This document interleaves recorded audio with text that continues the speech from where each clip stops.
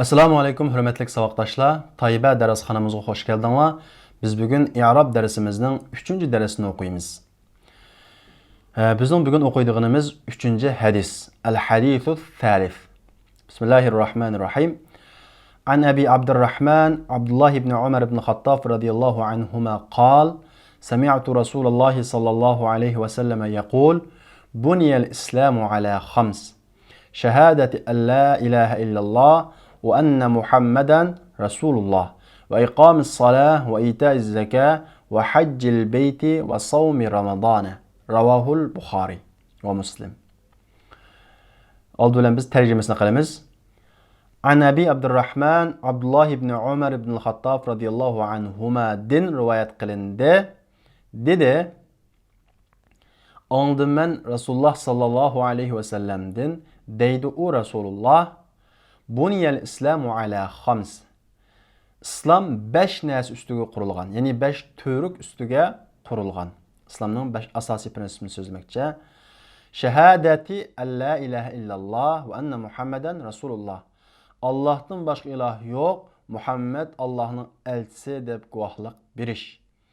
Namaz okuş, zakat biriş, hac qilish ve Ramazan tutuş. Bu hadisning mazmununa ait uchuq İslamning 5 asosiy to'rikini bayon qiladi. Buni ortiq izohlash hojatsiz. Shunga biz hadisning tarkibiga kirib ketamiz.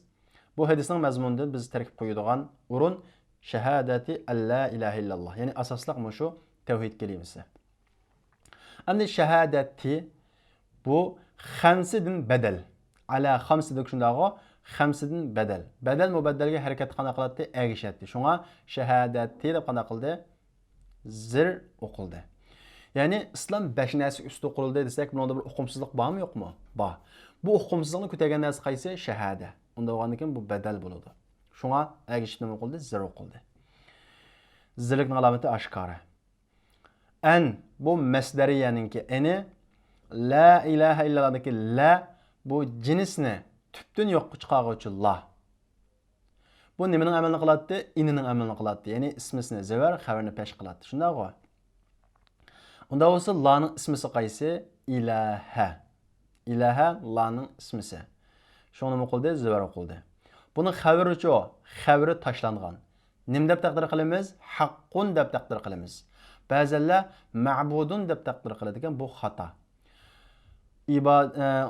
İbadat qildigan iloh yo'q desak olmaydi. İbadat qilgan iloh bor. Allah'tan başka nurgun ibadet, batıl ilahlara ibadet kılıyordu. Şuna hakkun, hak boğan ilahı yok desek bu en doğrusu. Hak bu ilahin laninki xavri sübütüde takdir kılınıyordu. İlla hasr adeti, yani hasr kılış için kelgen bir yerde fakat la deb Allah degen lafzul jalali peşi kıldı. Nemiş ki peşi kıldı? Bu la ilahadaki la ve ilahadaki la'nınki ve ismi sülen qo'shib bu ikkisining o'rnidan badal elingan. O'rnidan. La'ning ismisini mesela la ve onun ismisining o'rnidan badal elingan. Xuddi la yo'qdek shu o'rindan qana qilingan badal qo'ygan. Badal elingan. Agar la bo'lmagan bo'lsa iloh nima qiladi? Pash qiladi. Shunga bu yerda nima qildi? Biz o'rniga qana qilganlik uchun, badal olganligimiz uchun pash qildi deymiz. Agar la'ning ismisidan badal oldik degan bo'lsak, bu vaqtda muqaddiq zavr qildik. Şuna bu Allah degan lafzul jalali pashi qildi. Nimishqa bu la uning ismi bilan qo'shib la'ning o'rnidan qanday qilingan, badal elingan deymiz.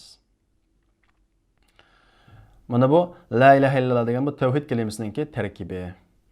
Endi sizlarga mashqlantirish uchun buni oxirini badim va anna Muhammadan Rasulullah. Bu nihoyat oson. Buni sizlar ishlab boqinglar. Unda bo'lsa bugungi darsimiz mushu yerda oxirlashdi. Kelerki saatlik dersimizi görüşeyle. Esselamu Aleyküm. اطلب العلم أخي فهو درب به نور به ترقى به تحيا عالما حرا فخور